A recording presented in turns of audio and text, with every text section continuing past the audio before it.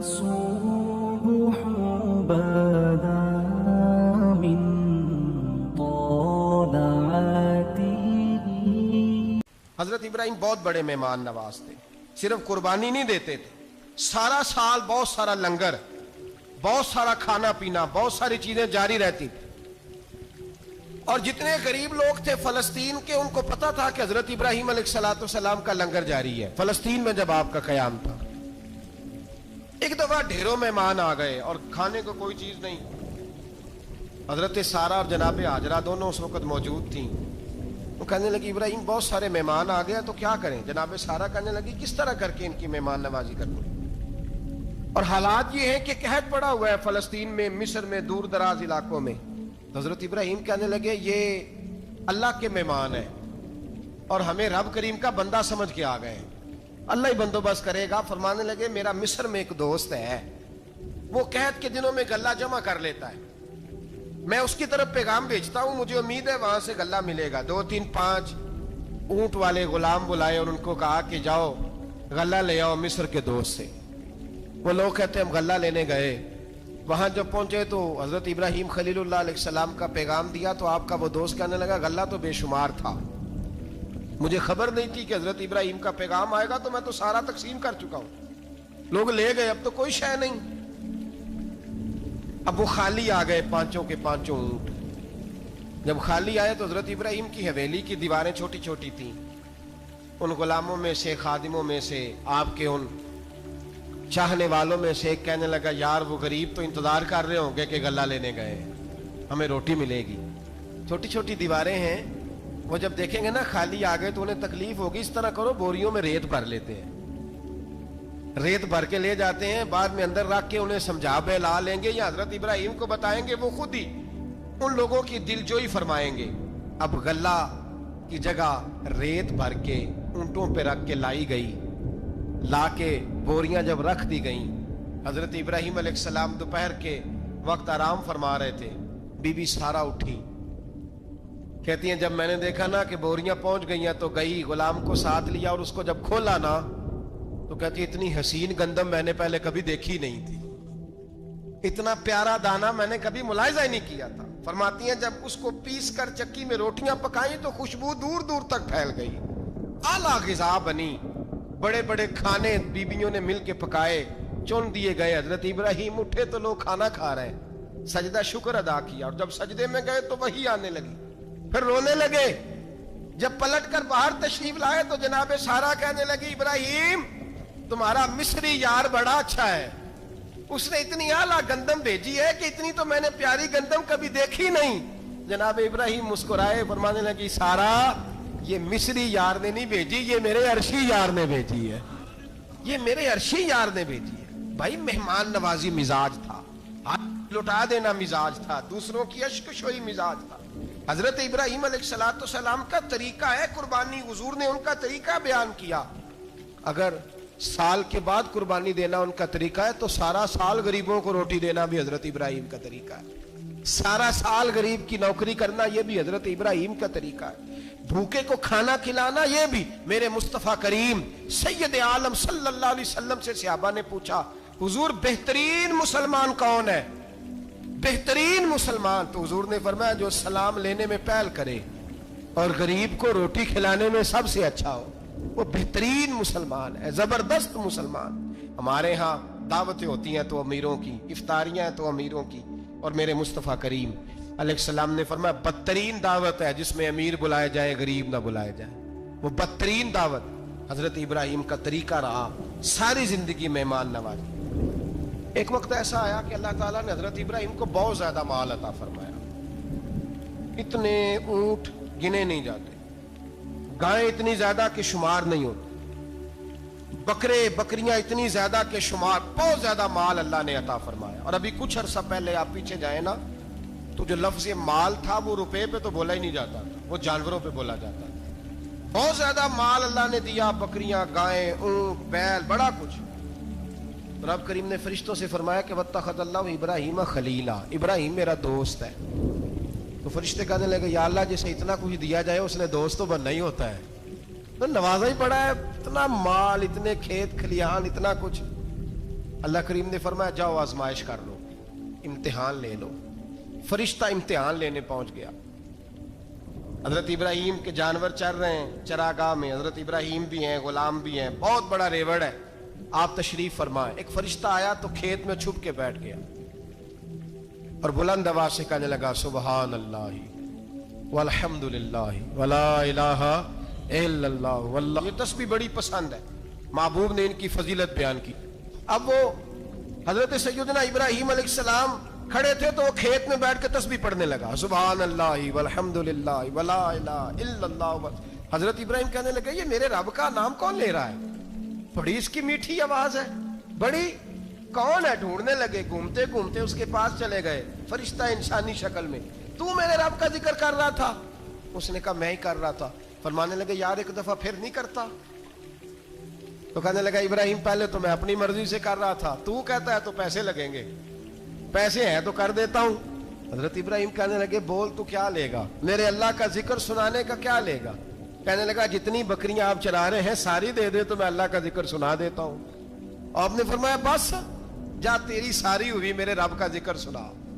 اور پھر شروع ہو گیا سبحان اللہ الحمدللہ ولا الہ الا اللہ واللہ اکبر۔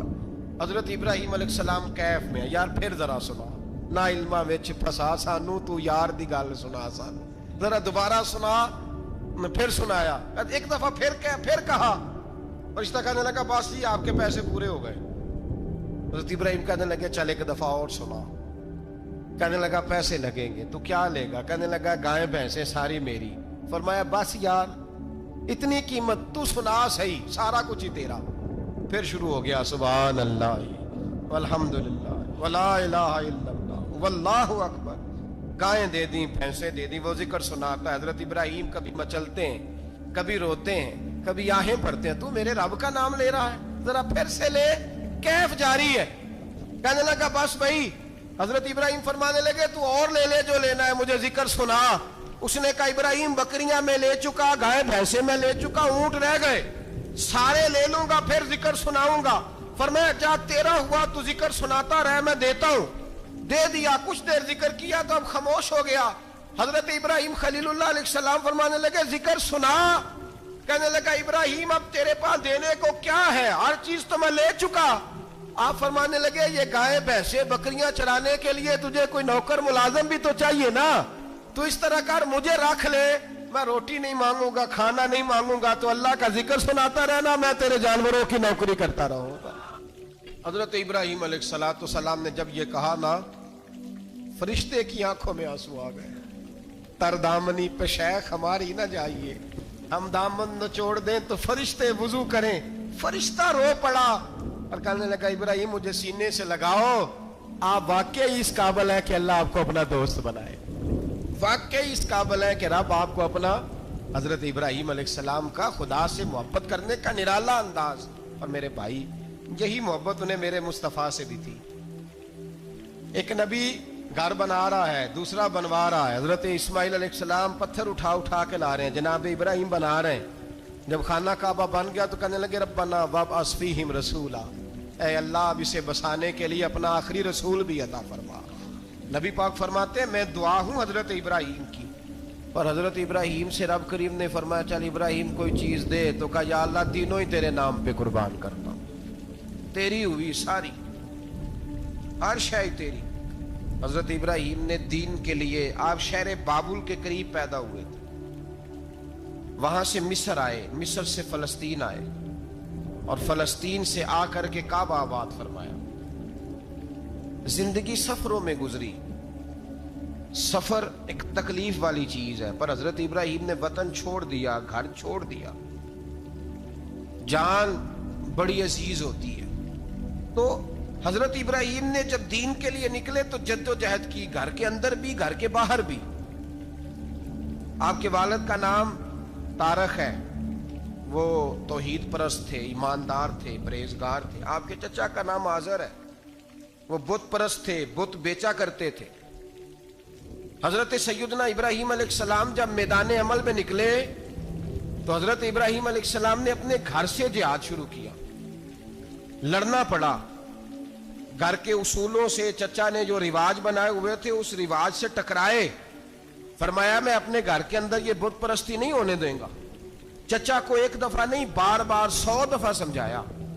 आपका चचा बुत बना के बेचा करता था। हजरत इब्राहिम अलैहिस्सलाम थोड़े बड़े हुए तो कहने लगा कि चलो मेरे साथ, तुम भी बुत बेचने हैं, हमारा कारोबार है। हजरत इब्राहिम साथ निकले तो बुत पकड़ा है, गंदे पानी के अंदर उस बुत को डुबोते हैं, कहते हैं किसी ने खरीदना है तो खरीद लो, ना ये नफा दे सकता है ना नुकसान दे सकता है। जो अपना आप नहीं बचा सकता तुम्हें क्या बचाएगा, खरीदना है तो खरीद लो। चचा कहने लगा तू कारोबार चमका रहा है कि तबाह कर रहा है। घर में बड़े मामलात खराब हुए, झगड़े हुए, लेकिन हजरत इब्राहिम अलैहिस्सलाम एक मिनट के लिए भी अपने घर के अंदर भी कंप्रोमाइज करने को तैयार।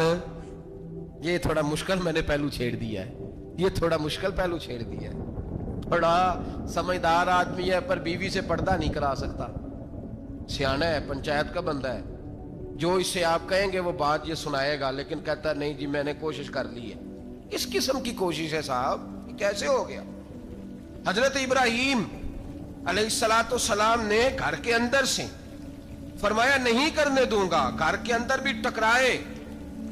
फरमाया तुम जो भी हो पाश पाश किया चचा के उसूलों को, और बाहर जब निकले तो सिर्फ इलाके के चेयरमैन से नहीं टकराए, MP MNA वजीर मुशीर से नहीं टकराए, सुपर पावर नमरूद दुनिया का वाहिद हुक्मरान था उस वक्त, दूसरा कोई हुक्मरान ही नहीं था, अकेले हुक्मरान से जाकर टकराए। कोई साथ फौज नहीं थी, कोई साथ उनके ताकत बज़ाहिर दुनियादारी की कोई नहीं थी, पर हजरत इब्राहिम जाके टकराए। और मेरे रसूल पाक सल्लल्लाहु अलैहि वसल्लम ने सनद बयान की, फरमाया अफदलुल जिहाद कलीमतुल हक इंद सुल्तानिल जाबिर। फरमाया सबसे अफजल जिहाद ये है कि तू जालिम बादशाह के सामने खड़े होकर हक बात बयान कर दे, ये सबसे बड़ा जिहाद है, ये सबसे अफदलुल जिहाद कलीमतुल हक इंद सुल्तानिल जाबिर, सबसे बड़ा जिहाद। हजरत इब्राहिम खड़े हो गए, सुपर पावर से टकराए। यहां हम लोग हिकमतों का शिकार हैं, देखेंगे, करेंगे, सोचेंगे, और मौलवी साहब को वैसे कहते हैं आप परहेज करें सियासी बातों से। भाई अल्लाह के हर नबी ने जाके वक्त के जालिम हुक्मरान को लताड़ा है, ललकारा है, ये तो मिशन अंबिया है।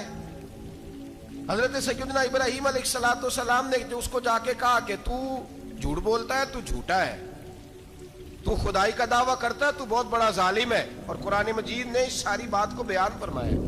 हजरत इब्राहिम अलैहिस्सलातो सलाम से कहने लगा मैं रब हूं, तो आपने फरमाया मेरा रब तो वो है जो जिंदा करता और मारता है। तो फिर आप हक बात बयान करेंगे तो अल्लाह मारेगा कि बंदा मारेगा? कुछ भी नहीं होता, क्योंकि जिंदगी मौत किसके हाथ में है?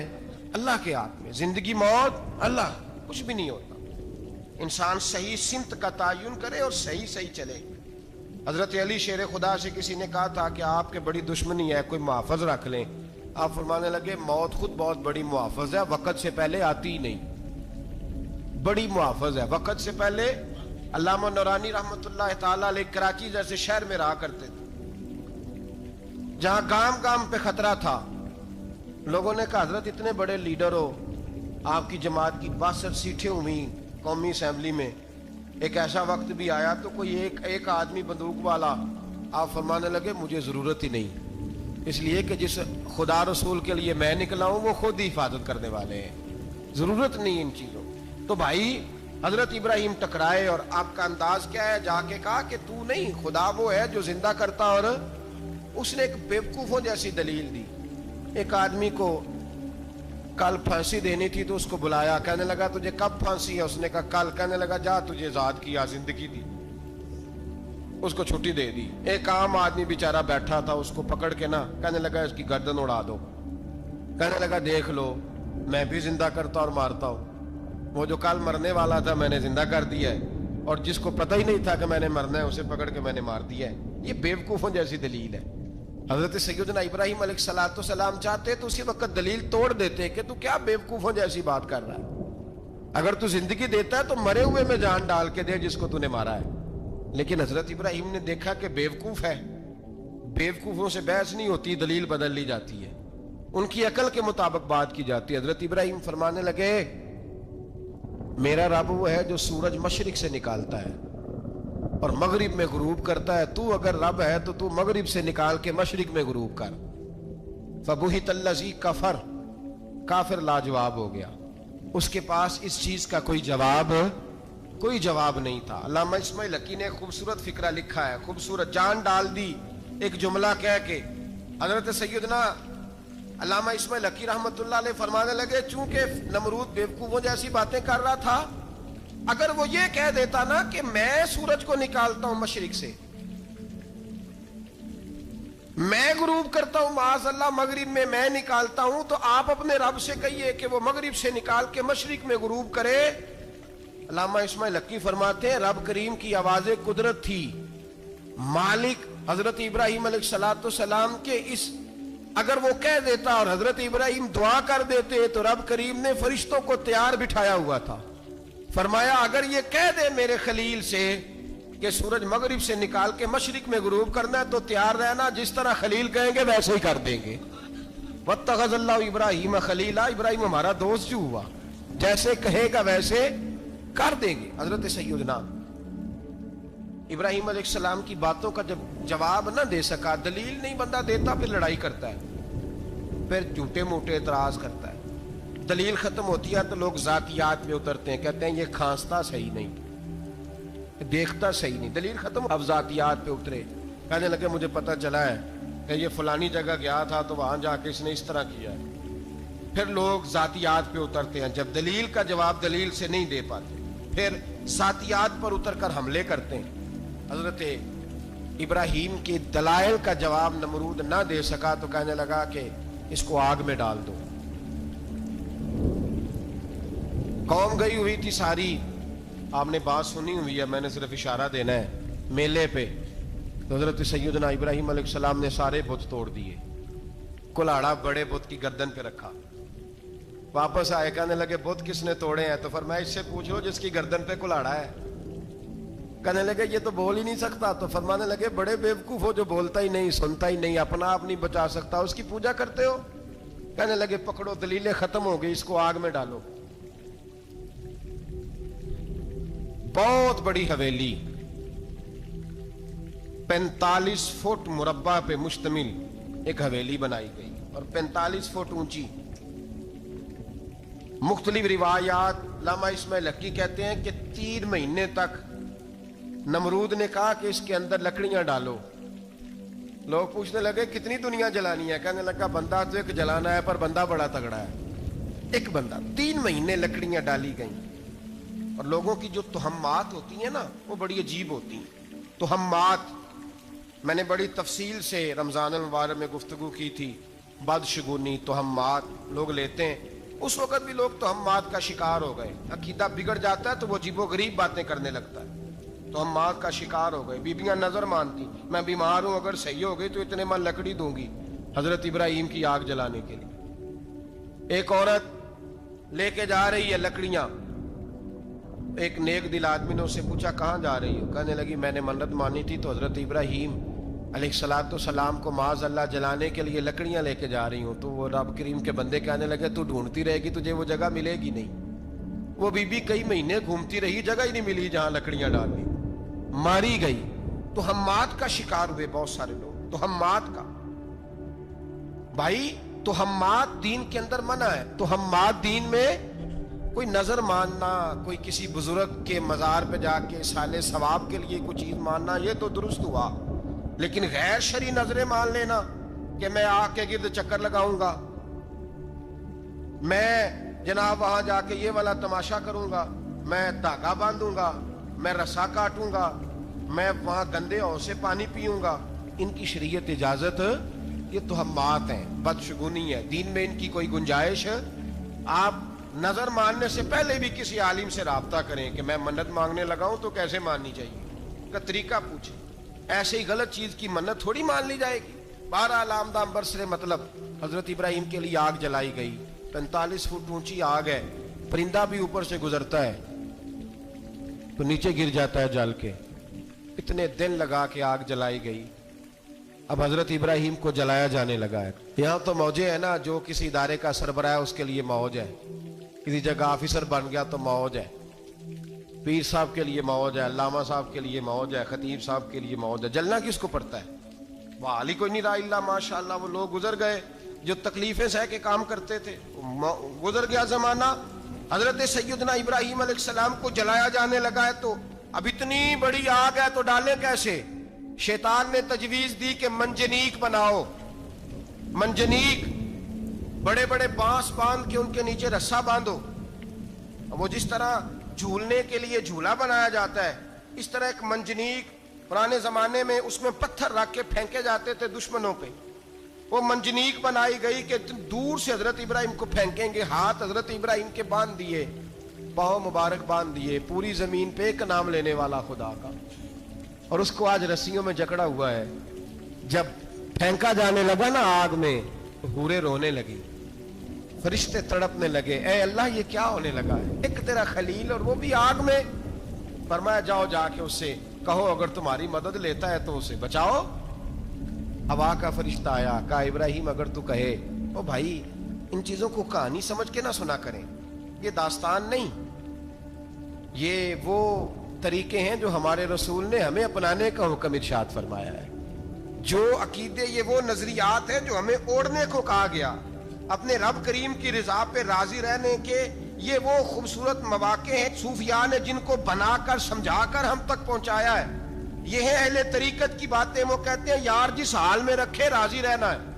حضرت ابراہیم علیہ السلام کو پھینکا جا رہا ہے, فرشتہ آیا, اے اللہ کے خلیل اگر حکم دو تو اتنی ہوا چلاؤں کہ نمرودی جل جائیں سارے, آگ ان پہ پھینک دی جائے. آپ نے فرمایا تو جا, تجھ سے مجھے کوئی کام نہیں. تھوڑی دیر کے بعد پانی کا فرشتہ آیا, کہا حضور اتنی بارش برساؤں گا کہ آگ بجھ جائے گی. فرمایا تو جا, تجھ سے کوئی کام نہیں. اب جب منجنیق میں رکھ دیے گئے, آگ میں جانے کا لمحہ ہے, تیاری ہے, حضرت جبریل امین حاضر خدمت ہوئے. کہا ابراہیم کوئی حاجت؟ فرمایا تجھ سے کوئی نہیں. کہا چلو مجھ سے نہیں تو رب کریم سے ہی بات کر لو, مجھے پتا ہے میں چھوٹا ہوں, آپ مجھ سے مدد کیوں لوگے, رب کریم سے ہی بات کر لیں. تو حضرت ابراہیم کہنے لگے جبریل یہ بتا, رب کو نہیں پتا اس کا خلیل کس حال میں ہے, اسے نہیں پتا میں کس حال میں ہوں, میرے ہاتھ بندے ہیں, پیر بندے ہیں آگ میں, اسے نہیں پتا. بتایا تو اسے جاتا ہے جس سے خبر نہ ہو. تو اگر اسے پتا ہے, اگر وہ جلانے پہ راضی ہے تو میں بھی جلنے کو تیار ہوں, میں تیار ہوں, میں تیار ہوں. اسے کہو ٹھیک ہے. حضرت سیدنا ابراہیم علیہ السلام کو منجنیق میں ڈال کے جو پھینکا آگ میں, یا نار کونی بردم و سلاما علی ابراہیم, اللہ نے فرمایا اے آگ میرے ابراہیم پہ ٹھنڈی بھی ہو جا اور سلامتی والی بھی ہو جا. حضرت ابراہیم کو دو فرشتوں نے بٹھا دیا زمین پہ, پھول کھلے ہیں, کونپلیں مہک رہی ہیں, کلیاں خوشبو دے رہی ہیں. حضرت ابراہیم نے سر سجدے میں رکھ دیا, سبحان اللہ والحمد للہ ولا الہ الا اللہ واللہ اکبر. حضرت ابراہیم اللہ کی تسبیح پڑھنے لگے, رب کریم کا شکر بجا لانے لگے. نکلے وہاں سے, کچھ دن گزر گئے, نکلے, حکم ہو گیا ابراہیم علاقہ چھوڑ دو. حضرت ابراہیم علیہ السلام وہاں سے نکل کے مصر آئے, چچا کے پاس ٹھہرے. انہوں نے اپنی بیٹی جناب سارہ کا نکاح کر دیا. کچھ آگے بڑھے تو ایک ظالم بادشاہ سے ٹکرائے. اس نے ایک شہزادی, ایک بادشاہ کی بیٹی قید کی ہوئی تھی, جناب ہاجرہ نام تھا, ان کو قید سے چھڑا کے ساتھ لائے. حضرت لوط علیہ السلام بھی ساتھ. یہ 4 لوگوں کا قافلہ چلا, فلسطین میں جا کے پڑاؤ ڈالا, گھر بار چھوڑا, تبلیغ شروع ہوئی. حضرت ابراہیم کے گھر میں 2 خواتین ہیں, ایک آپ کی بیوی ہیں, ایک حضرت ہاجرہ ہے. اولاد کوئی نہیں, بڑا میوہ ہے میٹھا. گھر وہی آباد ہوتا ہے جس میں بچے روتے ہیں, گھر ہوتا ہی وہ ہے جس میں بچوں کی چنچناہٹ ہوتی ہے, بھن بناہٹ ہوتی ہے. حضرت ابراہیم نے ایک بچہ روتے ہوئے دیکھا تو آنکھوں میں آنسو آئے, کہنے لگے ربی حب لی من الصالحین, یا اللہ مجھے بھی نیک اولاد عطا کر دے. حضرت سارہ نے سن لیا, کہنے لگی ابراہیم شاید میرے بطن سے تو آپ کو نصیب نہیں, ہاجرہ سے ہی نکاح کر لو. جناب ہاجرہ سے نکاح ہوا. اللہ تو بڑا بے نیاز ہے, رب کریم نے حضرت اسماعیل جیسا خوبصورت بیٹا عطا فرمایا. بیٹا کالا سیاہ بھی ہو تو سینے کی ٹھنڈک ہوتا ہے, پر یہ تو وہ بیٹا ہے جس کی پیشانی میں نور محمدی چمکتا ہے صلی اللہ علیہ وسلم. حضرت سیدنا اسماعیل علیہ اتنے خوبصورت. اب جس بیوی کے ہاں بیٹا تھا, بیٹھنا اٹھنا بھی زیادہ اس کے پاس, آنا جانا بھی اس کے پاس, توجہ ادھر ہو گئی. جناب سارہ رشک کرنے لگی. ایک دن کہنے لگی اسے چھوڑ آ جنگل میں, وادی غیر ذی زرع مکے کے پاس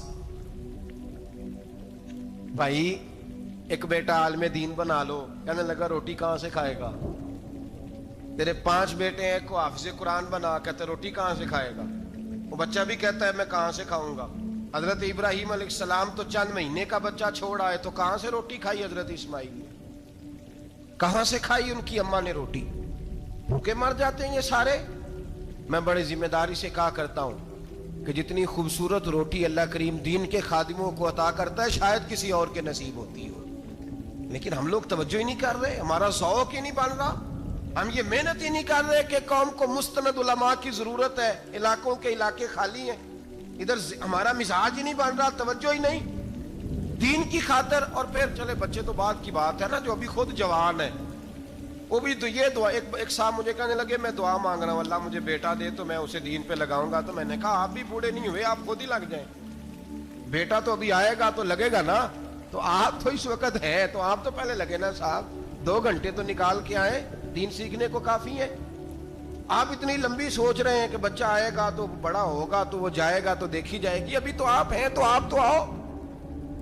حضرت ابراہیم نے بچہ وہاں چھوڑا۔ یہاں سے جو عمرہ کرنے لوگ جاتے ہیں نا، جو حج کرنے جاتے ہیں، ان کو پتا ہے کہ وہاں دنیا کی ہر نعمت ملتی ہے، پھر بھی ڈبل ٹرپل پیسے لوگ جیبوں میں ڈال کے جاتے ہیں۔ حضرت ابراہیم جب وہاں لے کے گئے تو کوئی انسان نہیں تھا، پانی کا قطرہ نہیں تھا، 2 کلو کھجوریں، ایک مشکیزہ، بیوی کو تھمایا۔ ہمارے گھر میں ہزاروں چیزیں پڑی ہیں لیکن وہ جو توکل ہے نا وہ ختم ہو گیا ہے۔ اللہ دے گا، حلال حلال پہ قناعت کرے، جائز جائز پہ بھروسہ کرے، رب کریم عطا کرنے والا ہے، وہ مزاج ختم ہو گیا۔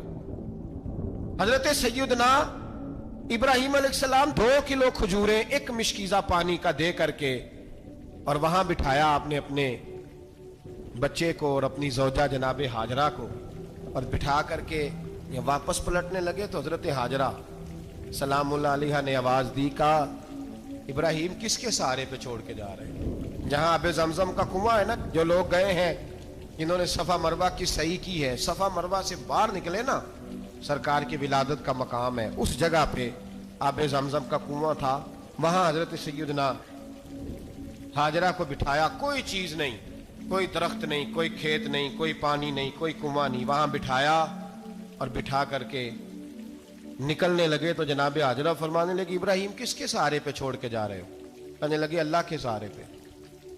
تو پاک باز بی بی نے ایک لفظ پوچھا، کہا ابراہیم یہ میرے رب کا حکم ہے، یہ میرے بس جن کا عقیدہ توحید مضبوط ہو ان کے لیے ایک جملہ کافی ہوتا ہے، یہ میرے اللہ کا حکم ہے؟ تو جناب ابراہیم علیہ السلام فرمانے لگے ہاجرہ ہاں رب کا حکم ہے۔ جب یہ لفظ کہے تو چاہیے تھا نا حضرت ابراہیم تسلی دیتے، تو بی بی صاحبہ تسلی دینے لگی، عرض کرنے لگی ابراہیم اگر اللہ کا حکم ہے تو پھر آپ ہماری فکر نہ کرنا، اگر یہ رب کا حکم ہے تو پھر ہماری فکر نہ کرنا، جس رب نے ہمیں یہاں تک پہنچایا ہے وہ ہمیں کبھی بھی ضائع نہیں فرمائے گا، پھر فکر نہ کرنا۔ حضرت ابراہیم آ گئے، بات آپ نے سنی ہوئی ہے، اشارہ کرنا مقصود ہے۔ 13 سال میں چلے مان بھی لیا جائے بعض روایات کی روشنی میں کہ آتے جاتے بھی رہے، لیکن مکمل دیکھ بھال اپنے بچے کی پرورش میں پورا حضرت ابراہیم علیہ السلام کا کردار، سارا کردار ماں کا تھا۔ میں جب خواتین کے بارے میں کوئی بات کرتا ہوں تو میں آپ کو اکثر کہتا ہوں کہ یہ صرف بیوی کے لیے حکم نہیں ہوتا، یہ ٹریننگ بیٹی کو دینی ہے اور بہن کو دینی ہے، یہ تربیت کریں اپنے گھر میں۔ میں تجربے کی روشنی میں یہ بات عرض کیا کرتا ہوں کہ بھائی بچے باپ کے فرما بردار اس وقت ہوتے ہیں جب اماں انہیں باپ کا فرما بردار کرتی ہے، اور بچے باپ کے نافرمان بھی تب ہوتے ہیں جب اماں انہیں باپ کا۔ میں نے اپنے کانوں سے سنا ایک دفعہ ایک بچہ اپنے باپ سے کہہ رہا ہے آپ نے تو ساری زندگی باہر گزار دی، پیسے کمانا کون سا مشکل کام ہے، دکھ سکھ تو سارے اماں نے برداشت کیے، سکولوں میں وہ جاتی تھی، فلانا کام وہ کرتی تھی، فلانا کام۔ اب یہ سوچ اس کی ذاتی تو نہیں، یہ اس کو دی گئی ہے، اور اگر اس کو یہ سوچ دے دی جائے کہ اماں کہے کہ میں تو اپنوں میں رہی ساری زندگی، میں نے تو اپنوں میں وقت گزارا، اور تیرا باپ تو کئی دفعہ جنازے بھی نہیں پڑھ سکا، نے تو ماں باپ ایسے دفن کر دیے، وہ اگر یہ سوچ فراہم کرے تو پھر بچہ باپ کا فرما بردار ہوتا ہے۔ اور یہ والی روایتیں ہم بیوی کو سناتے ہیں، حالانکہ کس کو سنانی چاہیے؟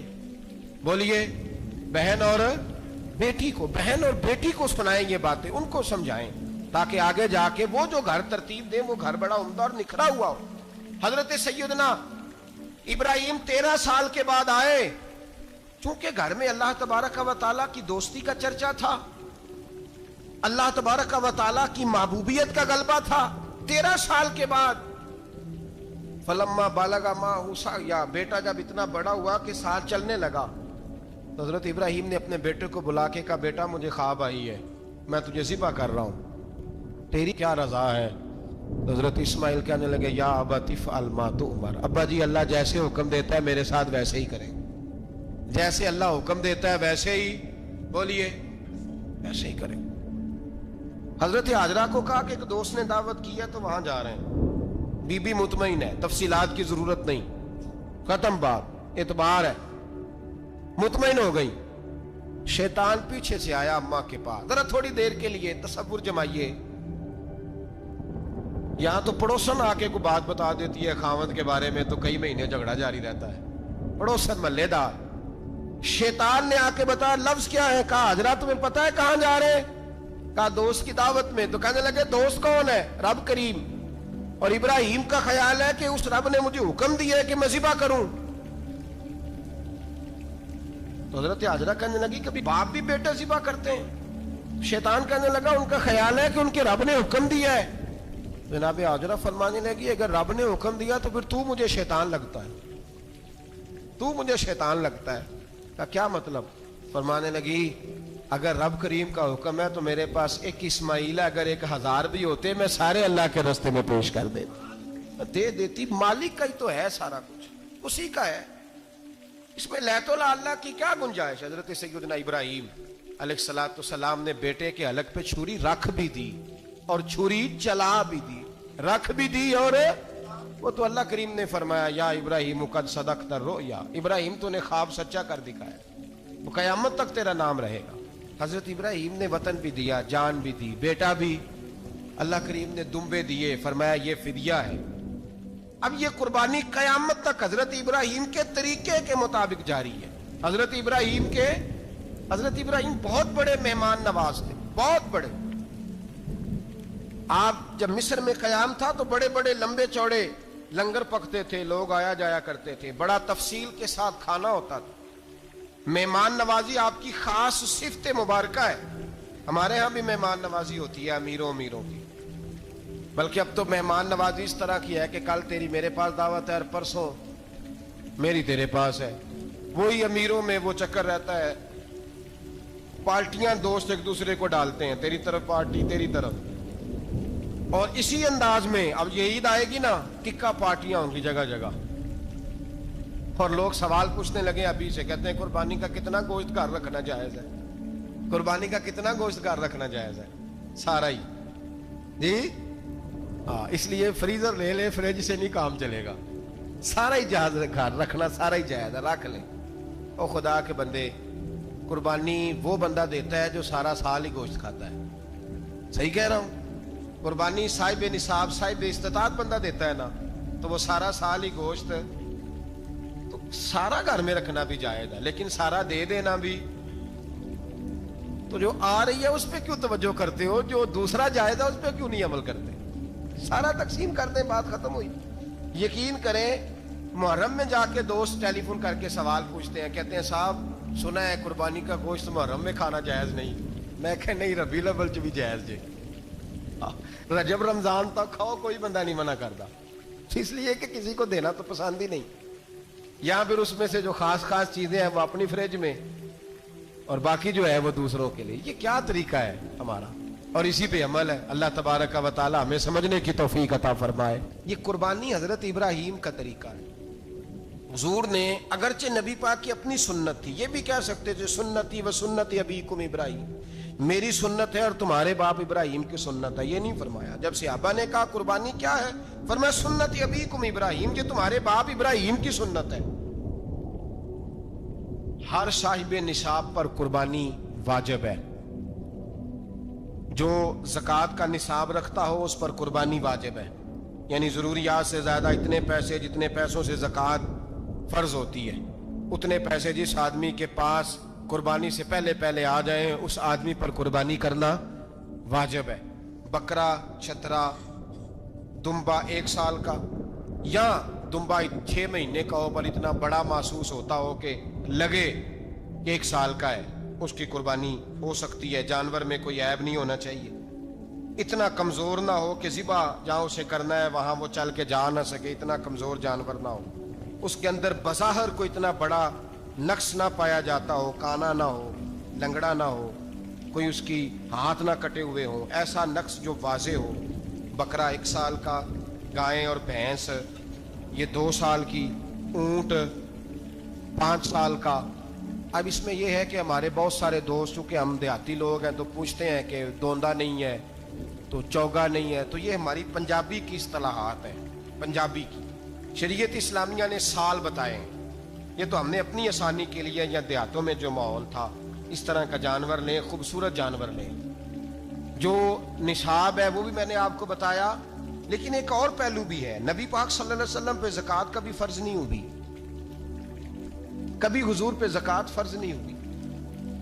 नबी पाक सल्लल्लाहु अलैहि वसल्लम के पास इतना सरमाया कभी इकट्ठा हुआ ही नहीं कि ज़कात फर्ज हो। लेकिन नबी पाक के सहाबा फरमाते हैं कि मदीने के 10 सालों में अल्लाह के रसूल ने हर साल कुर्बानी फरमाई है, हर साल कुर्बानी दी। और जिस साल हुजूर हज करने गए उस साल अल्लाह के नबी ने 63 ऊंट ज़िबा फरमाए।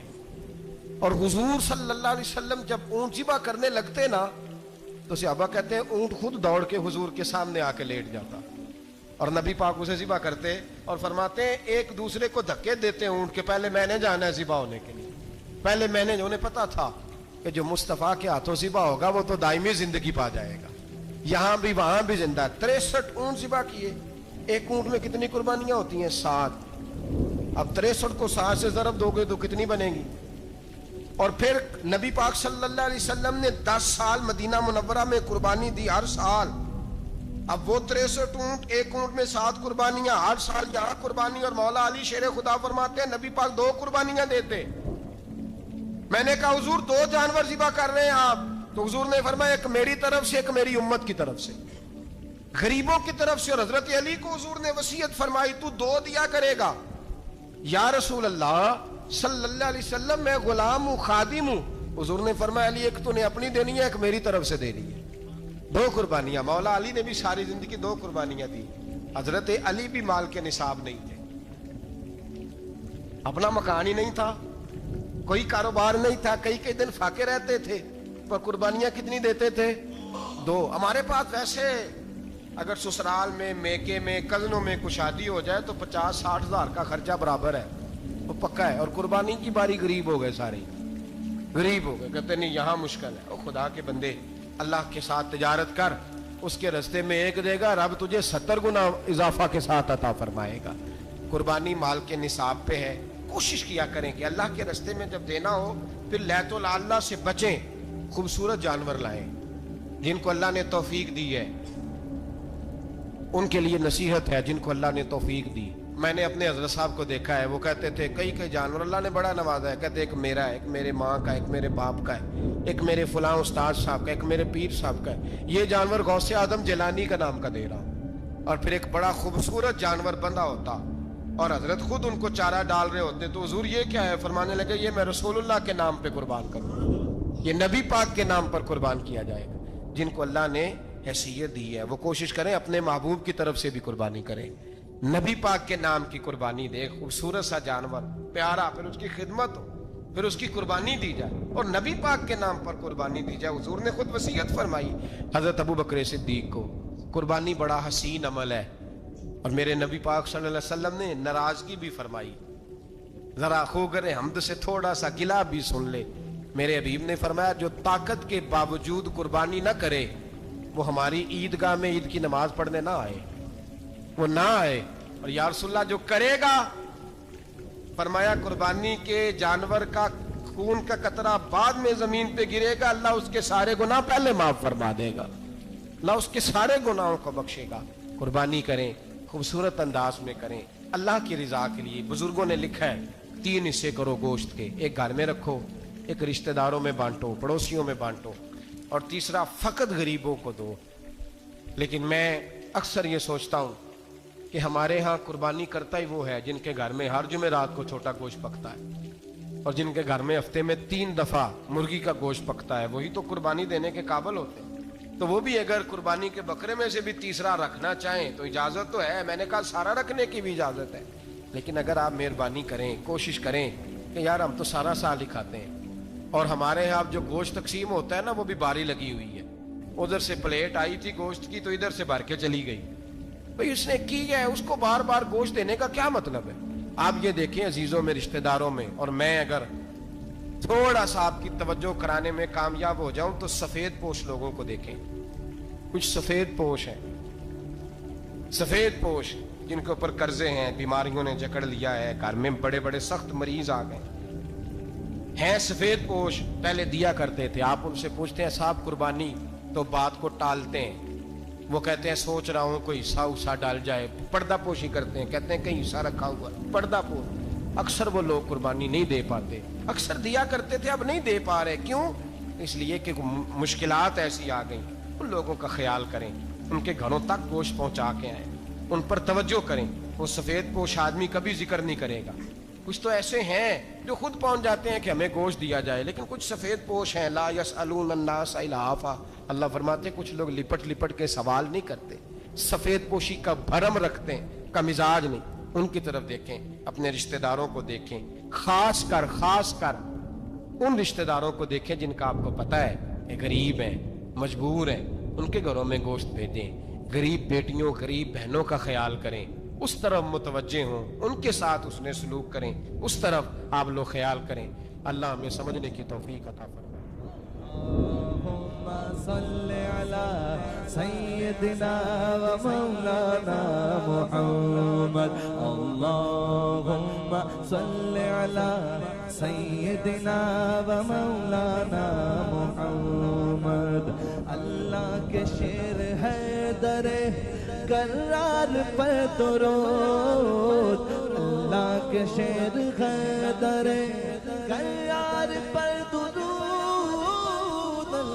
کے شیر غدر کرار پر درود، حضرت حسن حسین کے کردار پر درود، اللہم صل علی سیدنا و مولانا محمد وعلی سیدنا علی و سیدتنا فاطمہ و سیدتنا زینب و سیدنا حسن و سیدنا حسین وعلی آلہ و صحبہ و بارک وسلم۔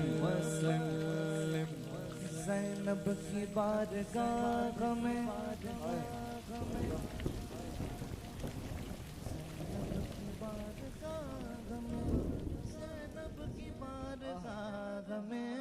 زینب کی بارگاہ میں سلام نیاز ہے، زینب کی بارگاہ میں سلام نیاز ہے، جو مرتضیٰ کی لاڈلی زہرا کا ناز ہے، اللہم صلی علی سیدنا و مولانا محمد وعلی سیدنا علی و سیدتنا فاطمہ و سیدتنا زینب و سیدنا حسن و سیدنا حسین۔